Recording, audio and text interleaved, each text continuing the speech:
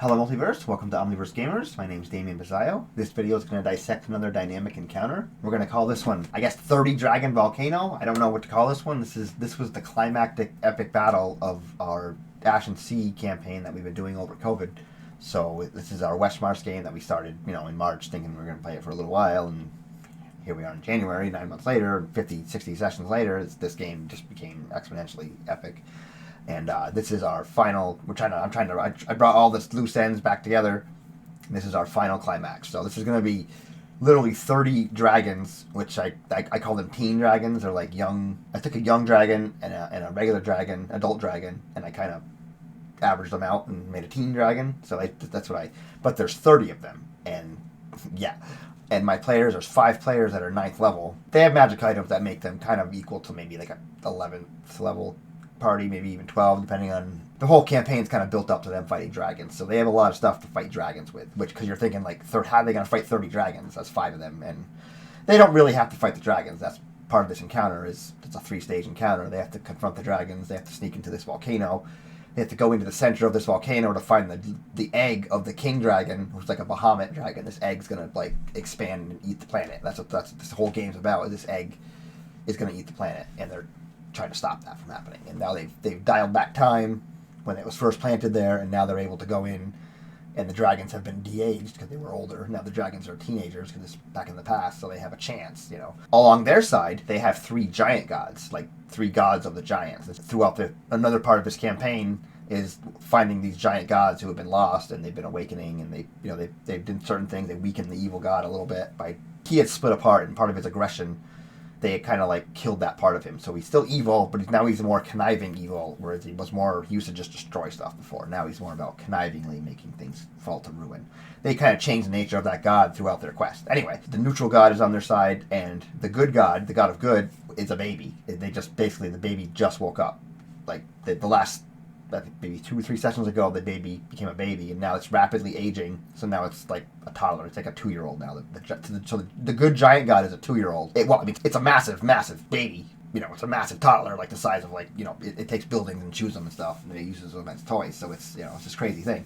But those are the 3 allies that the players have. So the nature god is a big giant turtle, takes the form of a giant turtle. So they're all riding the back of this turtle towards the center island, which is where this volcano is. So we have a party of 5, the 3 giant gods, and a couple of giants that have been reawakened. The actual giant people are kind of riding on the giants with them, as many as they could get. I think they got 4 of them on the nature god, and the evil god has 2 of them on his shoulders, which is funny because he just takes them and throws them at the dragons. He throws giants at the dragons. Yeah, he's evil. Evil. But anyway, so this is like I said, this is an epic. This combat went on for 2-3 hours, probably easy. But this was our final chapter of our campaign. So let's walk you through how that happened. And like I said, I take the dragons. So this first map here is by Ciora. I think I'm hoping saying that right. Ciora. It's their Patreon is links to that down below. They have all kinds of cool maps. Here's our group coming towards this volcano. Here's the volcano. They see the first thing they see. Yeah, that many dragons and more. This is just many tokens as I could get. And these dragons are circling, and they're agitated, and they're just they're protecting the egg, which has been recently planted in there, and they've been awakening from it as they go. Because this is the past from what the campaign took place 1,200 years in the future, and the giants were older, and so they dialed back a little bit so that they can hopefully solve this problem. So I present this to them, and as you see, they're down below a little bit. The party's basically seeing this. They need to get to this little cave right here. So they don't have to fight these dragons, because how I described it is this, like, these dragons are really big, and there's this hole right here that's really small. So that once you're in the hole, the dragons, these big dragons who are kind of adults, they're a little older than the teens, or they're teenagers pushing up to adult, basically. So they're pretty big. And I said they can't fit in this hole. So all you have to do is get to the hole. You have to figure out a plan to get to the hole. But they're riding the back of a turtle. They're not really actually here. I'm just showing you what they look like. They have, this is their force that they have versus these dragons. So I let them, deliberate. I don't offer, the gods are kind of befuddled. Like the evil god's not going to offer anything. He's evil. He just wants to kill everything. The nature god kind of is open to things that they say, and it helps them, but it doesn't. I want to make sure they are the ones planning this. The gods aren't going to be the ones doing the work. You know what I mean? And then the baby is a baby. That's a picture of my nephew, because it's a picture I could use anyway. So So yeah, they decide that they were like, well, maybe we can conceal ourselves in fog or something. They asked the druid, who can do fog cloud, but they can't really move with it. But the nature god's like, yeah, I can shroud us in fog. That's not a problem at all. Like, there's already a volcano and ash and stuff, so making a fog on the ocean is not unheard of. You know what I mean? Especially with the heat and the. So they kind of. They decide on a plan where the baby and the evil god, they're going to kind of like, so they're gonna do, what they want to do is come in a big cloud. They're going to swing around to the north in the cloud, hopefully concealed from the dragons, and they do able to come from the north. The dragons don't really notice them until they come, pretty close. And then what they do is the evil god and the baby break off, and they start coming south. Then the rest of the group kind of swings back around to the east, and they're trying to get to the south, and they're trying to get to their, as concealed as possible. They're still concealing themselves in smoke, while the evil god and the baby just come down and just start wrecking stuff. And like I said, the evil god takes the two giants off his shoulders and just throws them at the two dragons, the closest dragons he can find. And then he goes and tries to grab another one, and the baby comes in, chomps on this one. They make their checks. They do perception checks for the dragon. They do stealth checks to stay quiet. And the dragon, one of the dragons kind of smells something, but he doesn't really know, and obviously he's distracted now because there's two gods coming from the north just wrecking them, you know what I mean? So they're like, what the hell, And part of the original thing was that the Lachey, the ancient elves, were at war with the giants, and the giants had their gods on their side, and the Lachey invited the dragons here from another plane to try to help them kill the giants and their gods. These guys are already enemies no matter what, so these dragons are already prepared to fight and kill, giant gods. So...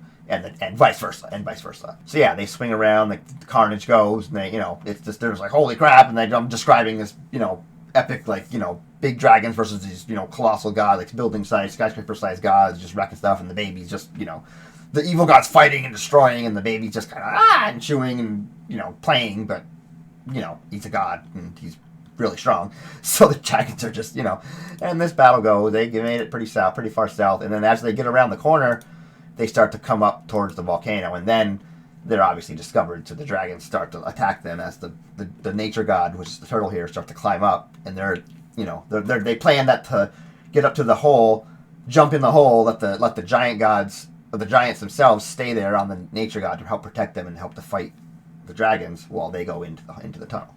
So this whole, this is, I know, there's there's fire breath, there's poison lines, there's lightning, there's all kinds of, every breath weapon I can do, I'm flinging at everybody, and it's already insane. This is just the beginning, and it's already insane, and they're just like, holy crap, and they don't really know what they're going into, they just know they're going to jump into this thing. So, eventually the god gets closer.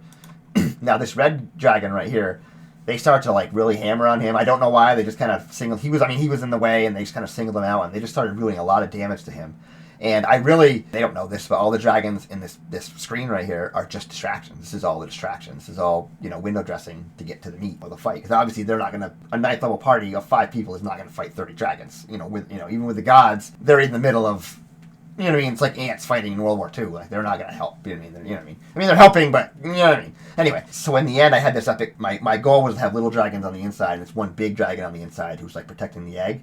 But as they did a lot of damage, they wasted a lot of their good stuff on this dragon. And while I could have just ignored that, I didn't want that to go to waste. I'm like, oh man, So what I changed, instead of having the dragon on the inside, this dragon, as they escape him, he's gonna get pissed off. He's gonna go fight down into the volcano because he's immune to fire. So he's gonna go down to the volcano himself and go the back way, and he's their epic fight now. Even though I already had an epic fight with a different dragon, it's the same thing, and we're still having an epic fight with a dragon. But now it's this dragon, who they already dealt 400 hit points to, out of 2,000. So it's just a way to, you'll see. It's just a way to make drama and to make agency and to tie the whole thing together. Anyway, so yeah, the nature god climbs up, the baby, and they just go wrecking things, and they just they get close enough and they go jumping down in. Now, as they jump down in, they come into the lava. So this map here was made by Boots and Maps. Their Patreon's down below too. They were gracious to let me use this one too. So this is going to be more of a skill challenge / group cooperative exercise, and also they're going to get attacked by a dragon because they're smaller dragons. Now they're inside. The big dragons can't get in, but there are younger teen dragons in here already. I didn't know how many to use. I was basing that on how long the encounter was taking. You know what I mean? So they came down. They have to figure out this lava. Obviously, is going to murder them if they step in it. It's not that powerful. It's not like Mario where you step in the lava, you instantly die, but there's a lot of damage involved in this lava. And they have fire resistance, so that's okay, but it's still, it's lava. You can't, So, the druid can turn into a bird, so he's going to turn into this massive eagle, and he starts to like help them. The paladin takes this, I think, boots of water walk that the paladin has, so they can walk across the lava no problem, but they're still going to take the heat. Like the heat's still going to hurt them, but they won't fall in. Like it's so as she jumps and she manages to be fine. But if she were to fail and land in the lava, she would take not as much damage as she would if she got immersed by it, which comes into play rather usefully later, as you'll see.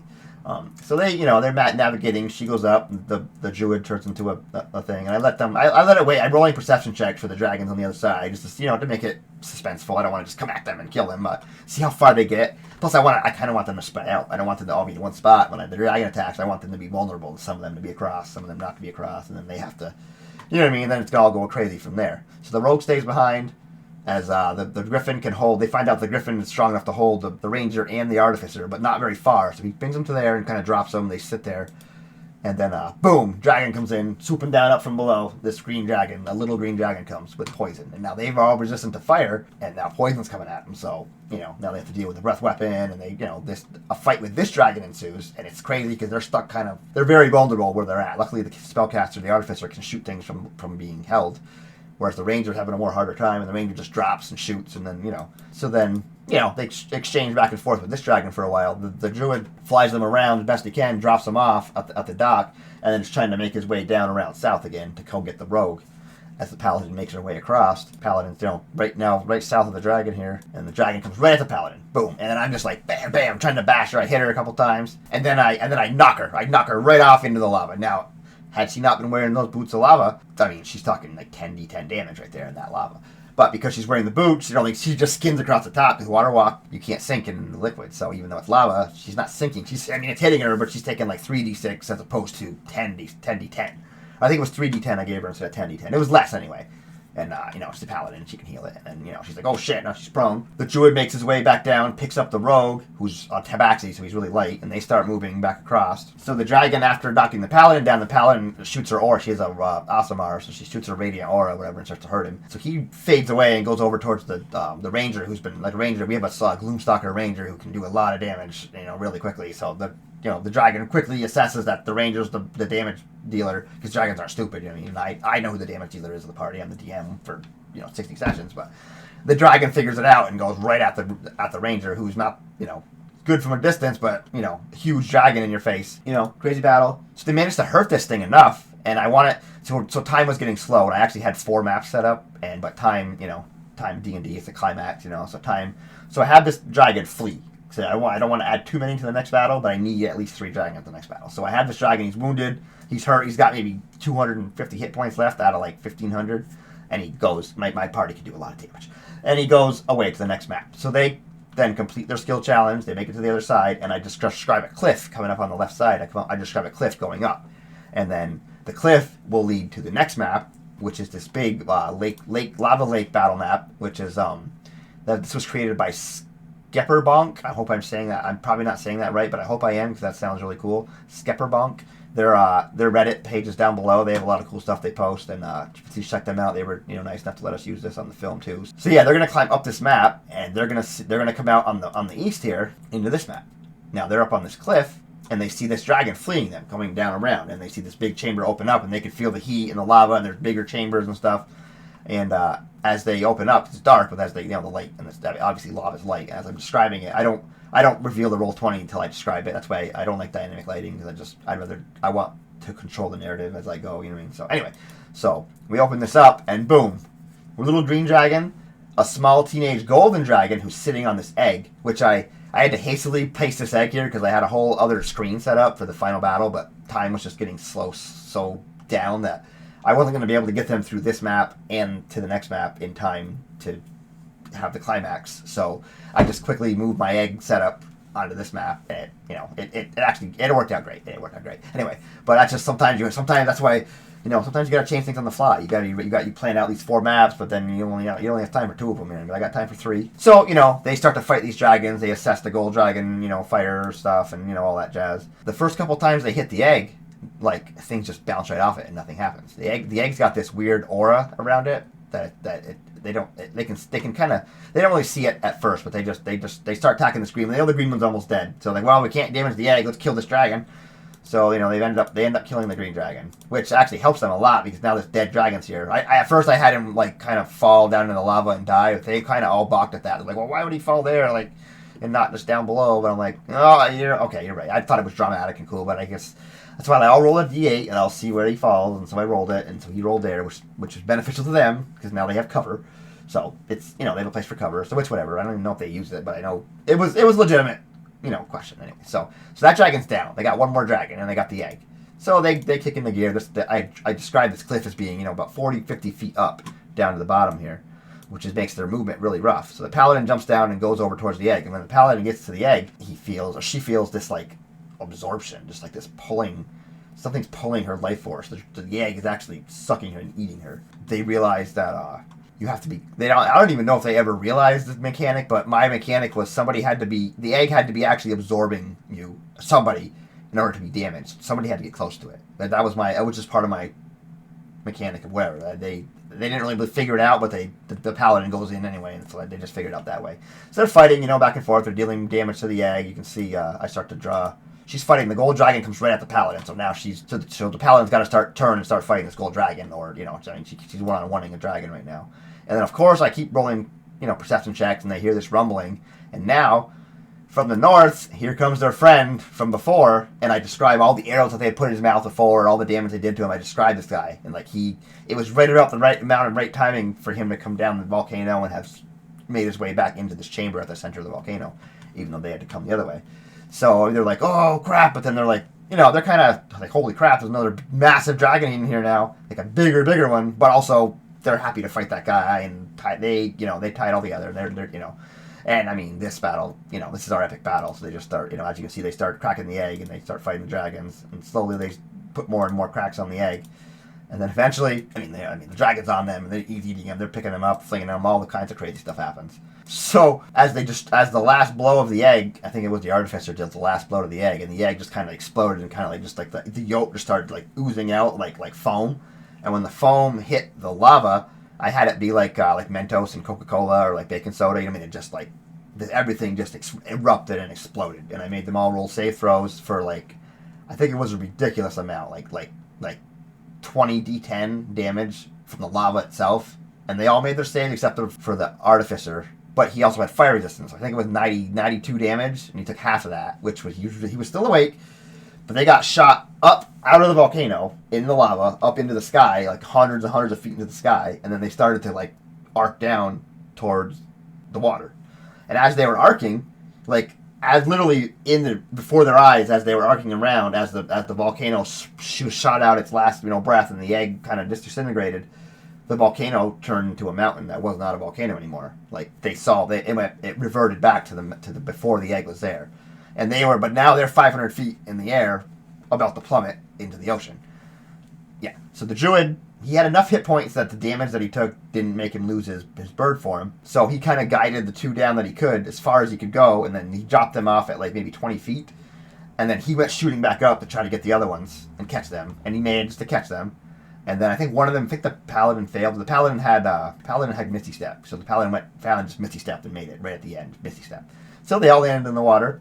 And, they survived that epic battle. And then this boat came along, which is the boat they've been traveling on the whole time, but this is the past version. And this ancient old captain that they used to know is now this young captain that just got his ship and stuff. And he's like, oh, hello. And they're like, oh, we're here we know you. And he's like, because he's kind of a magical, aware, wise person. He senses a familiarity with them because they seem familiar with him. And he's just like, do I know you guys? I don't think I know you guys. And they, we kind of end the campaign with them explaining to him all the tragedies that happen in the future, and he's kind of a key figure, so they're going to avoid. So they kind of solve the future by, that was the epic conclusion to our campaign, and it was they almost died. They had a really good fun combat. The ending was just enough epic enough to be super fun. So I hope that was interesting. That was just an epic combat with dragons, giants. It just shows you how you can involve your characters into really things that are way out of their league, but you make it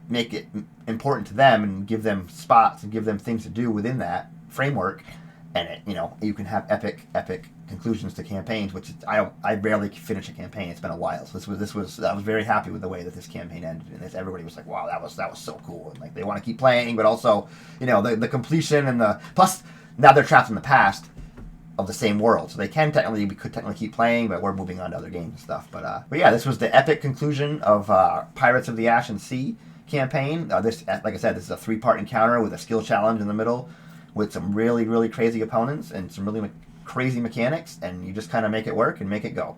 Yeah, we are Omniverse Gamers, and like, subscribe, all that jazz. I hope to see you soon, and keep on gaming.